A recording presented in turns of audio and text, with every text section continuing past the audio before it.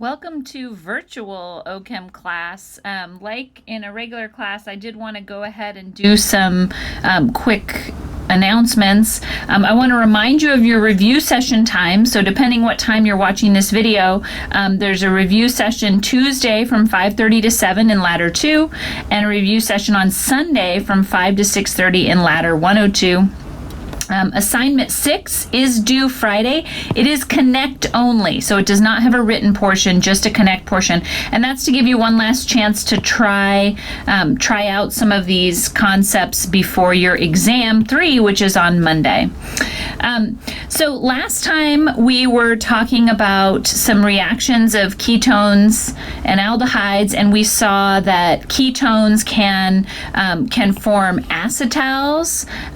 They can also form imines and enamines. Today we're going to move on to the next segment of reactions, and that's reactions of carboxylic acid derivatives. We'll start by talking about how to form carboxylic acid derivatives from carboxylic acid reacting with thionyl chloride to form acid chlorides, and we've already seen that there are lots of things we can do with acid chlorides. We can react carboxylic acids with alcohols in the presence of acid to form esters, or we can react carboxylic acids with amines, or in this case ammonia, in the presence of a coupling agent called DCC in order to form amides. I also want to point out that this material, so starting today, this material is not included on exam 3. So exam 3 material ends with what we did on Monday.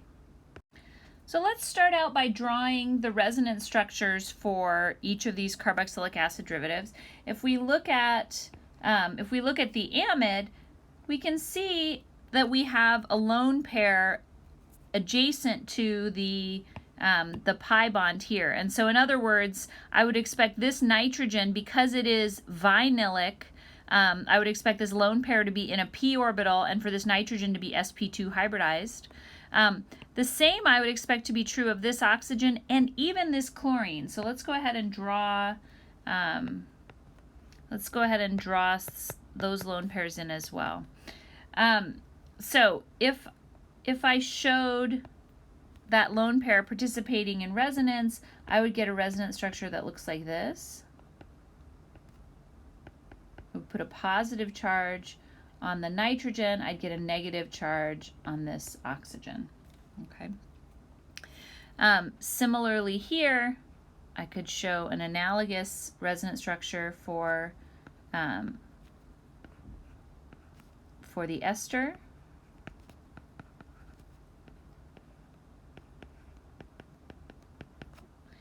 And for the acid chloride.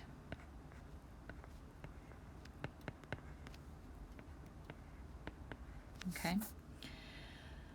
So looking at these, I have opinions. I think that that one of these resonance structures looks quite a bit worse than the others, and one of them looks better. Which one do you think looks the worst? Yeah, I think that the resonance structure for the acid chloride looks the worst because I know chlorine is a very electronegative atom and I've got a positive charge on that electronegative atom. So just from looking at these structures, I'm a little bit dubious about this one. But let's actually look at what the data is saying. So if we look here at our IR frequencies. So IR tells us something about bond strength. In particular, what do you think happens if we have a higher IR stretching frequency? Do you think that corresponds to a stronger bond or a weaker bond? So a higher IR stretching frequency means that that spring that's holding the bond together is tighter. That actually corresponds to a stronger bond. And so let's see how that plays out here. I can see that the carbonyl, that's the CO bond, the carbonyl stretch frequency for amides is 1650 to 1690. For esters, it's a little bit higher. It's 1735 to 1750. And for acid chlorides, it's the highest. In other words, this carbonyl bond, this CO double bond, is the strongest of these three CO double bonds. This one is the strongest, and this is the weakest. What that tells me is that this really is a double bond. It's really strong CO double bond, which means that this is not a very important contributor. Let me write that down. So, judging from this IR, we know that this carbonyl is more like a pure CO double bond. By comparison, this one in the amide has some single bond character.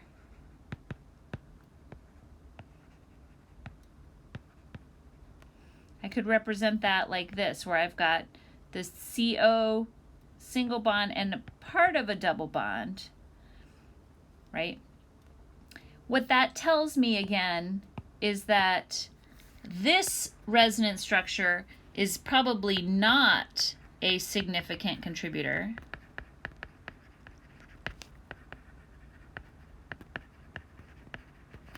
While this one is quite significant.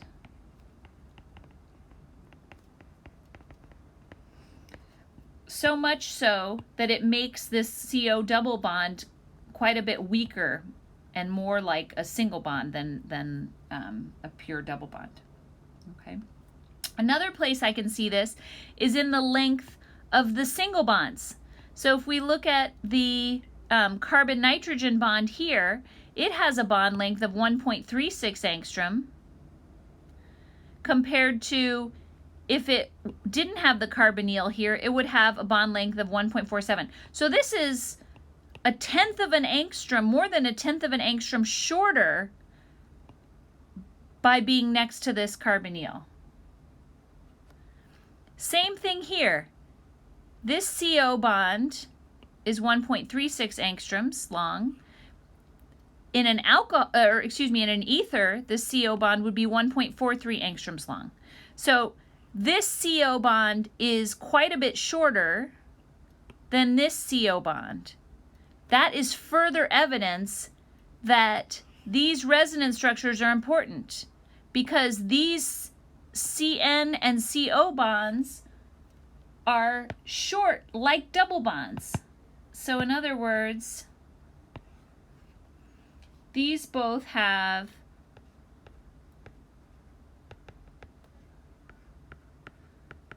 partial double bond character.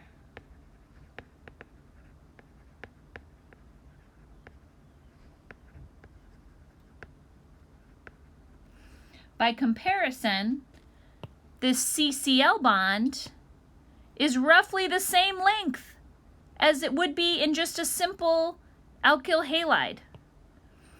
So that's further evidence. This is purely a single bond. That is further evidence that this resonance structure is not a significant contributor. In other words, this acid chloride really just looks like this. It does not have a significant contribution from this, and so the carbonyl is a strong, fully double bond. The CCl bond is a weak, longer CCl bond, just like it would if there was no carbonyl. By comparison, with the amide and with the ester, these resonance structures are significant. And I know that because the carbonyl CO bonds are a little bit weaker. They're more like single bonds than this one is.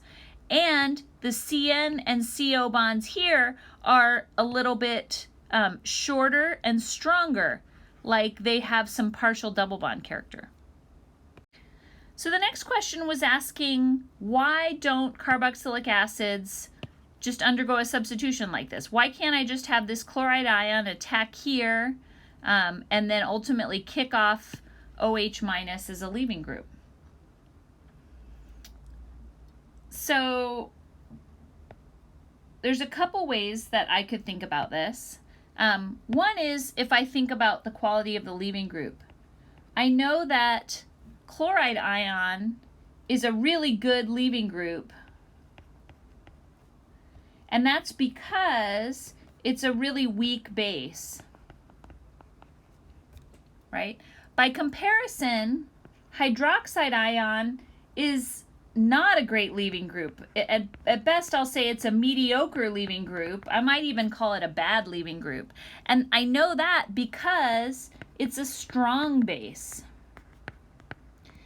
And so, given that this is a strong base and a bad leaving group, and that this is a weak base and a good leaving group, I would expect the equilibrium to go in this direction, towards these starting materials.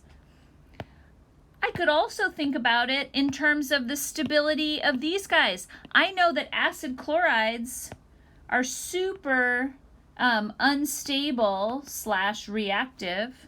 Oops.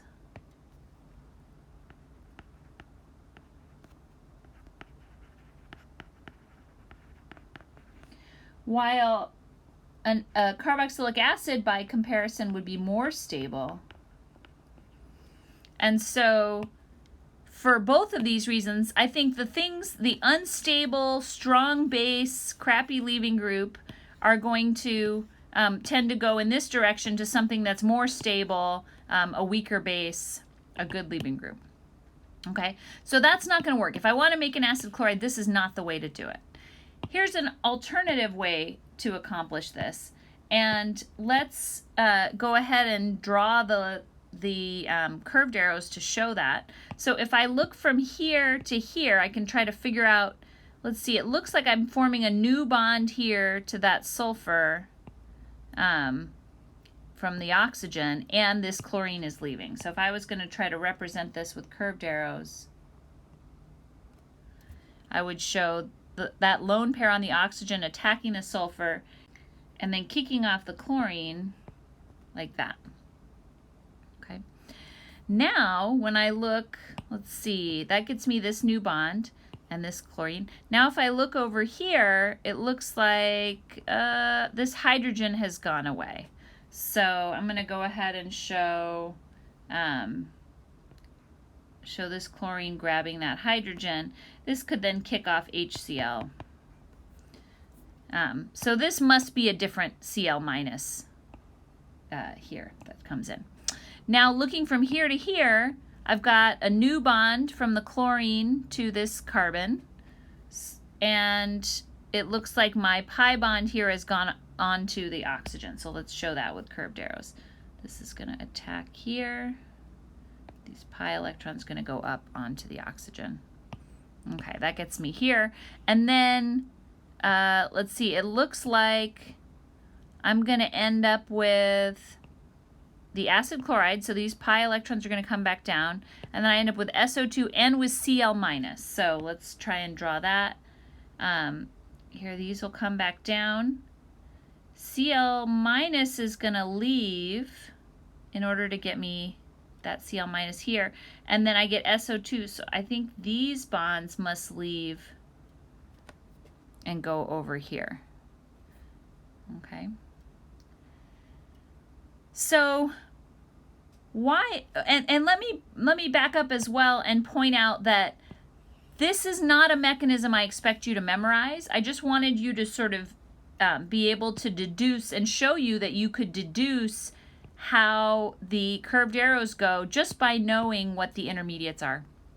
But I do expect you to appreciate what this all accomplishes. So I went from a scenario where I had a bad leaving group that couldn't leave. And then what did I do? I turned it into a good leaving group. So I converted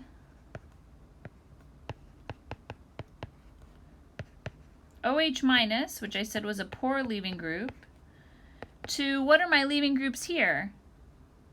Well, it's this whole thing basically is my leaving group, and really it's leaving as these two pieces, SO2 and Cl minus. These are great leaving groups.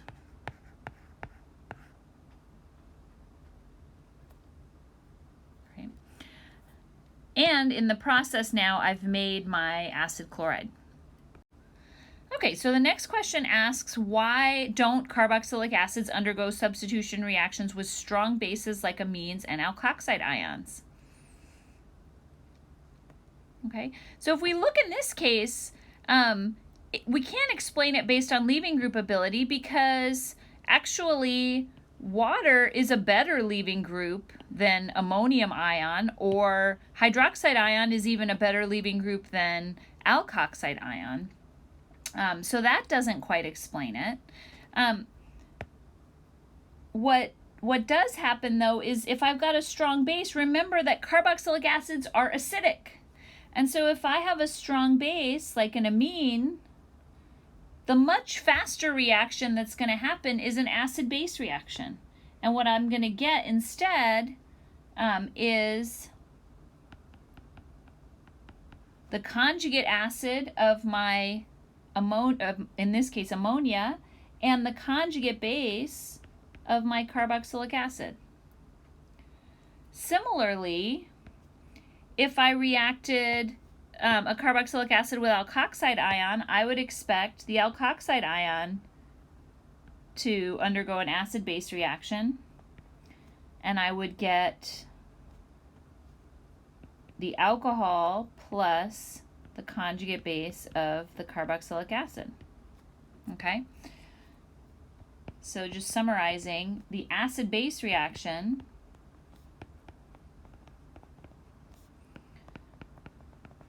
would occur much faster than nucleophilic substitution would.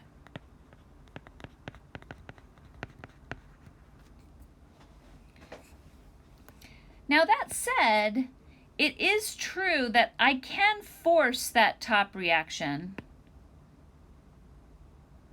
So if I took that acid-base reaction and then I really subjected this to high heat and pressure, I can actually force this to go all the way to form the amide.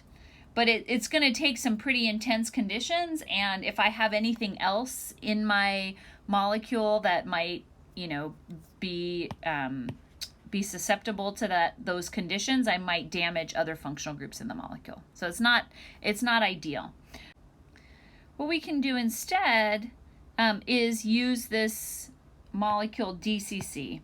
And so once again, we can draw the curved arrows for how this works.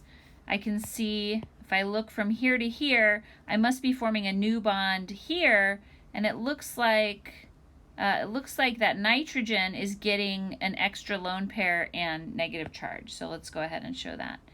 This is attacking that carbon. Carbon can only have 4 bonds, so something's got to give, and evidently what gives is the pi electrons here go out onto that nitrogen. Okay. Here I have a proton transfer. Now I could either just write proton transfer, I think that's what your book does, or I could do something that's a little bit of a misrepresentation, but it's kind of satisfying from a curved arrow standpoint, which is that ultimately the proton ends up on the nitrogen and the oxygen gets back its lone pair, even though most likely this is not happening within one molecule, but maybe another molecule comes over and gets this proton and another molecule comes over and gives a proton. But nonetheless, we can kind of see the idea here. And then I get to this point. Now, looking ahead, it looks like I'm forming a new bond to this carbonyl. The carbonyl pi bond is opening up, so let's go ahead and show that. The ammonia attacks the partially positive carbon. This swings out onto the oxygen. Okay, now looking here, let's see, this proton is going to go away. This is going to pick up a proton here. So again, I could either just say proton transfer, or I could try to show it all in one step here like this. Up to you. That's fine. Again, this is another mechanism where I don't expect you to know the mechanism. I just want you to see and appreciate what's going on here. In the last step, I can see that oh no, this is the carbonyl. So I'm going to regain my carbonyl. This whole thing is going to leave, and let's see, I'm going to get a lone pair back on that nitrogen. So let's try and draw those arrows. So this is going to reform the carbonyl.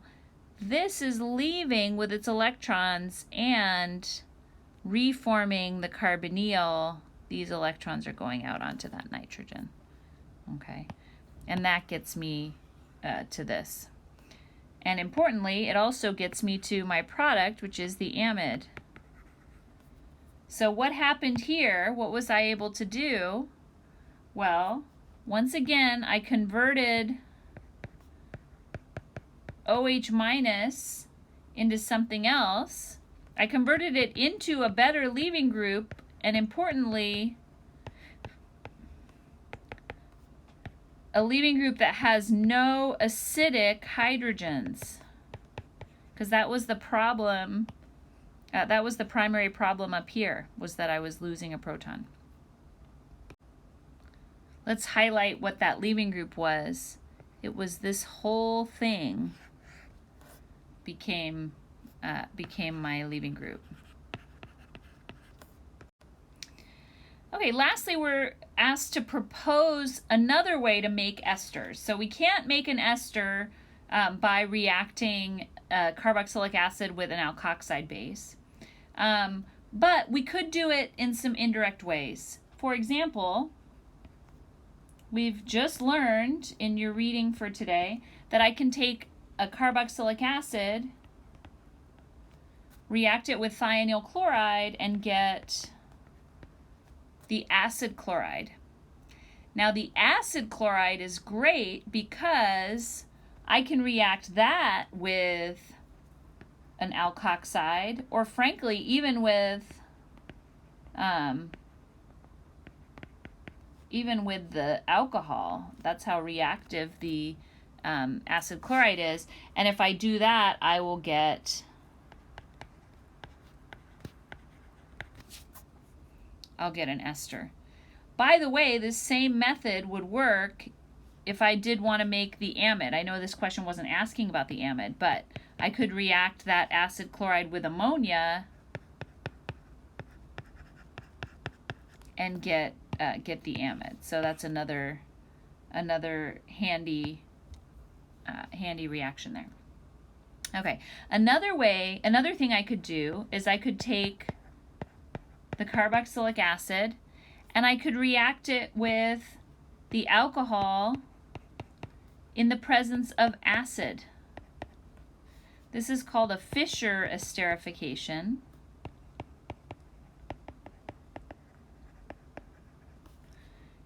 And that would result in the ester.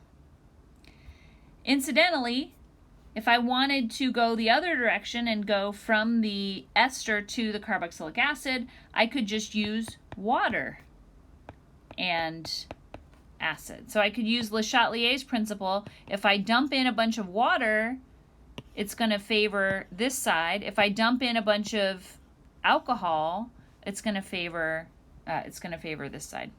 Okay? And then there is one other way that we saw last semester, probably feels long ago, but we could do an SN2 type reaction. So if we took a carboxylate anion, so we'd have to deprotonate the acid first, and then we reacted it with an alkyl halide, right? This carboxylate anion is a good nucleophile. It can attack, and I could get an ester like this. Okay. So that's 3 ways to form esters from carboxylic acids.